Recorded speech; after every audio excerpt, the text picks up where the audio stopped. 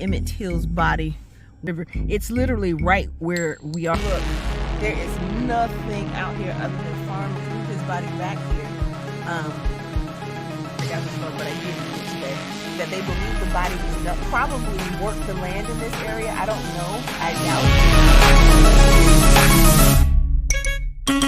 it. Good deal.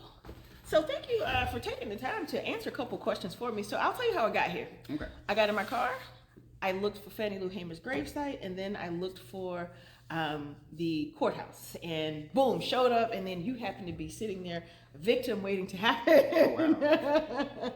No. But no, I appreciate you being willing to talk about what it's like for you to stay here. And what I'm doing actually with my podcast and these particular podcast interviews, I've been driving through the Delta talking to people who do various things. Mm-hmm.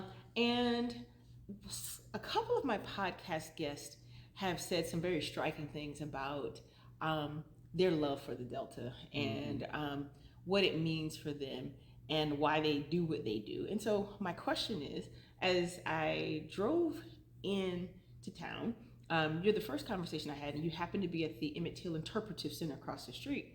And I'm curious about what you actually do there, if you're from this area, why you stay. Yeah. Just in general, what's your story? Yeah, so you know, by the way, give us your name. Yeah, no doubt. So my name is Benjamin Saulsberry. Currently, I'm serving as Public Engagement and Museum Education Director for the Emmett Till Interpretive Center, which is quite literally right across the street from the Tallahatchie County Courthouse, where the infamous trial of J.W. Miley and Roy Bryant took place in September 1955 for the murder of Emmett Till.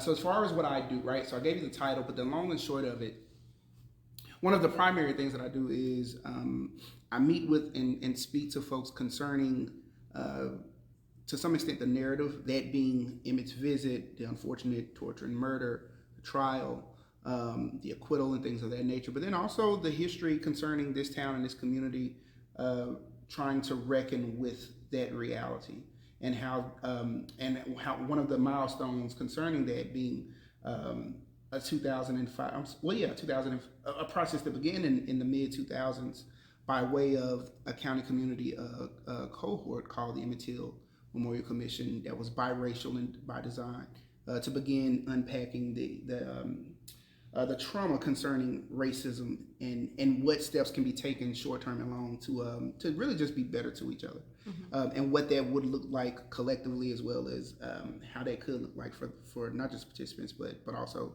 other folks that just kind of care and are concerned with stories like this one.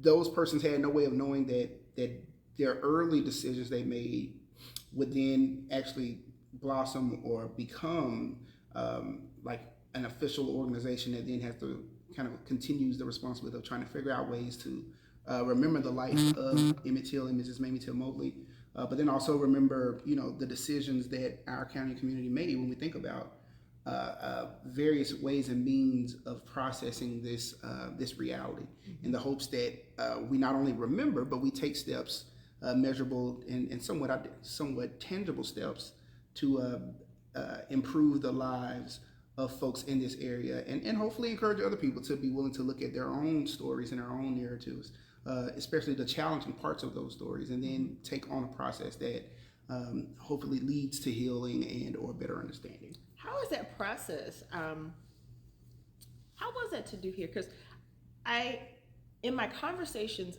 up to this one, I haven't heard people talk as openly about race in the past. It's almost, and correct me if you think I'm wrong, the way I've been hearing these conversations is almost like we understand the past, but we want to be future oriented. And I don't know if I think it's how I would judge how we balance the past that we know as we build the future. But my question to you is building this kind of center to get people to understand what happened here and how this community came to be what it is.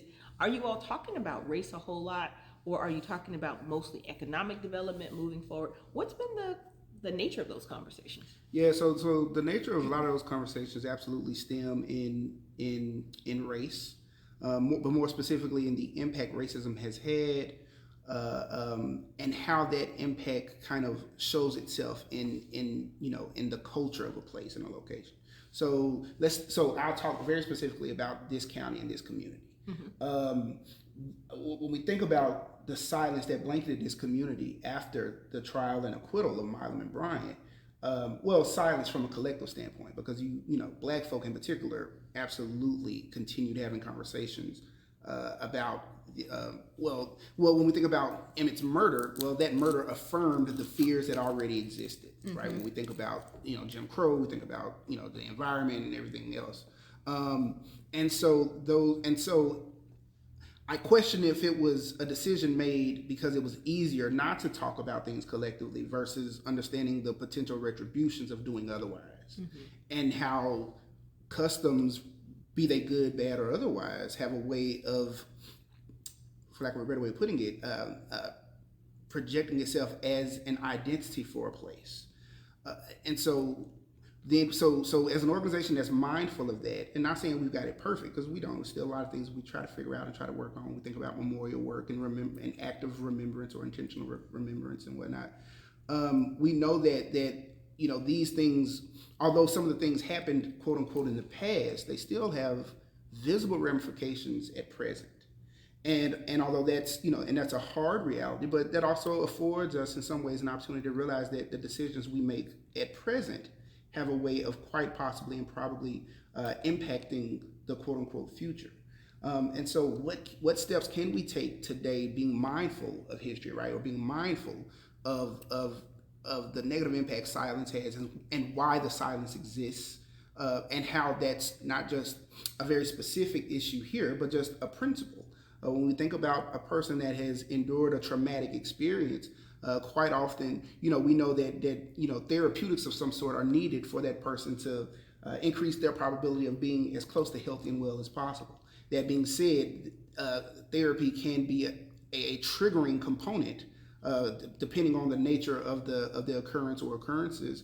But nonetheless, in therapy, you have measured, studied means of helping a person not necessarily be untriggered, but understand what to do in response to the trigger. Well, I think that too plays itself in society.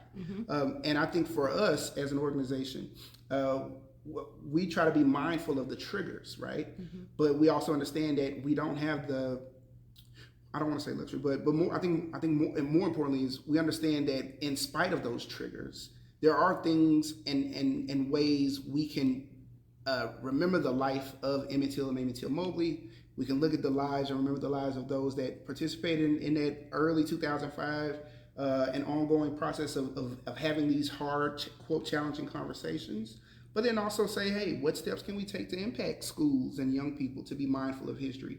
And what steps can we take to also show them the humanity of themselves in these stories, so that when they then look out the window or look out out their vehicle or out there or whatever, they know that they're not although they're not that far removed from history, they're not at the mercy of history either, and that they can take steps to to possibly make their world a little bit better, one decision at a time. Indeed. You've been with the center now about 8 years. Give or take, yeah. Whenever you decide to leave, whether that's next week or 10 years from now, what do you hope you will have accomplished? What do you hope your legacy will be there? Wow, that is a really good question. I think, okay, so I'll say this. I mean, and this isn't just for the center, but I think just when the curtain is called and all that good stuff, right? Before I check out of here, my hope is I've done something consistently enough to impress on the minds and hearts of families, young people, and the young at heart that, hey, you, regardless of what your socioeconomic background is or anything else, there are things that you can do to make your life and the lives of others better. And to some extent, you can define what better is. That what is good and right for you, although there is some universality into that, there's also a portion of that that is solely up to you, and that learning history and other things helps you better define what better is for you. And so I hope that my contribution is one that speaks to the potential of better for each person, and in those persons and individuals are in a better position after me to watch their lives be better by way of the decisions they make because of something I may have contributed or helped them come across. Indeed. Last question for you. Okay. What's your connection to this particular community, and why do you stay in the Delta?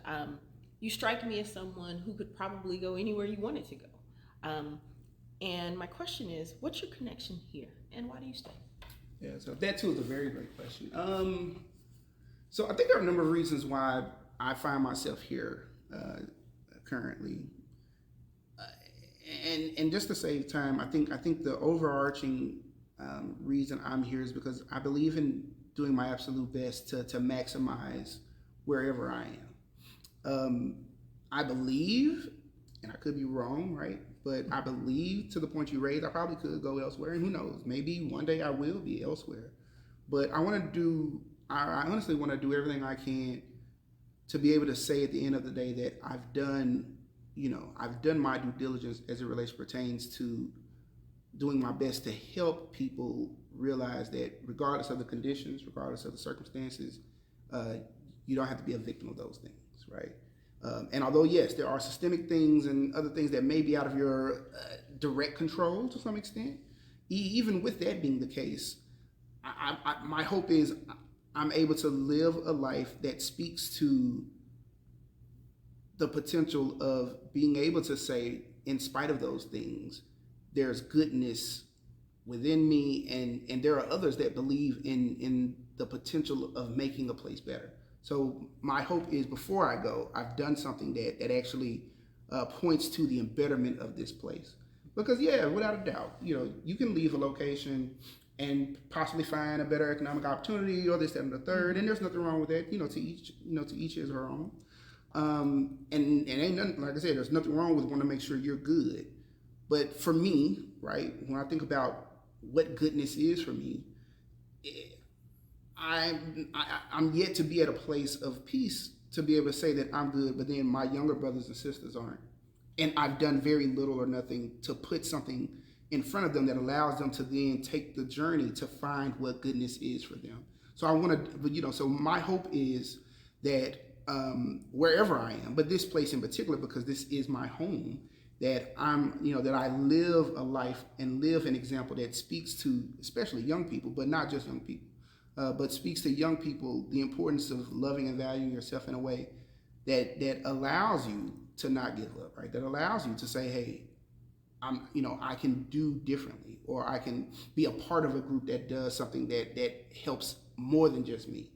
So that's my hope, is that the time I spend here is one that speaks to young people in particular, but the young at heart as well, that regardless of age and anything else, you can, there's some good that you can accomplish wherever you are. So try to maximize that first before you then venture off or venture out into a place. And so that's one of the reasons why I'm still here, at least I believe so. Indeed. Yeah. Now, of course, I would pry all day, so I promise this is my very last question. Okay, not a problem. It's all good. What's your favorite place to go in the Delta? What do you do for fun? What do you love around here? Oh, well, let's see. I mean, there's, so in a lot of ways, the Interpretive Center has served as a museum space. Okay. So I'll name probably my favorite museum, my two favorite museums in the Delta. So one of which is the B.B. King Museum in Indianola. Okay. So and I don't want to give too many details, but I definitely want to say that without a shadow of a doubt, it is one of the finest institutions, without a doubt, in Mississippi, but I would dare say the region. And although it may not be as large as some of these other more, I guess critically acclaimed institutions, the B.B. King Museum in Indianola is so well done. It's so well formatted. The information is so comprehensible. It is truly a gem in this area. And of course, for those, whether you're a blues, aficionado and or enthusiast, or just a person that's interested in history, like the BP Museum has a little bit for anybody visiting. So yeah, it's one of my favorite spots to go to. Then another museum is one that's a little bit younger. It opened about 2 years ago now, the Mount Bayou Museum in Mount Bayou, Mississippi. So Mount Bayou has a rich, vast history in and of itself. And so I don't want to disclose too much, because you got some folks there that do a much better job than I ever could. But the history concerning Mount Bayou is very valuable, not just to Mississippi, but to the nation. And so this is a museum, operated by two brothers, right? These two gentlemen are actually brothers who, for whom's father was hired after Medgar Evers had moved on from his role with Dr. T.R.M. Howard. And so they built this museum, in some ways, in a loving way, somewhat a tribute to their father, but then also an objective recognition of the contribution Mount Bayou has to society and to the state. And with that, of course, there's a direct connection to this narrative that I closely work with when we think about the late Emmett and Mrs. Mamie Till Mobley. That institution is one that recognizes and respects that. And they're doing such a really good job of sharing their story and that part of the story as well. So, without a doubt, those are two of my favorite places. Outside of that, I mean, you wouldn't know it looking at me, but there are places where I just work out. There's the environment when it's not freezing, or more specifically when it's not cold. Like, you can almost take a walk almost anywhere in the Delta, just about. And I say that with discretion. And so it gives me time to kind of meditate in motion, so to speak. But I also kind of just like to mellow out, listen to music and things like that as well. So, so those are just a couple of things that I do here, or that I like to do here. Indeed. Thank you very much for your time and for sharing. No, it's not a problem. Thank you. Indeed.